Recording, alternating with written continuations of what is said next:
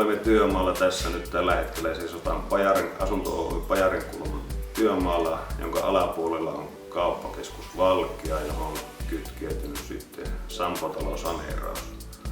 Kohteessa on käytetty eskopuuikkunoita, parvekeovia Pajarin puolella.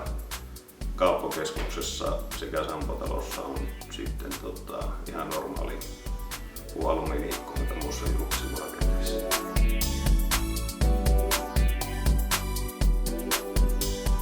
No, yhteistyö Eskopun kanssa sehän aloitettiin tietenkin jo tarjousvaiheessa ja kausisopimuskumppanina ei tässä oikein nähty muita vaihtoehtoja, että ketä tänne otetaan, ja tiedettiin, että homma toimii.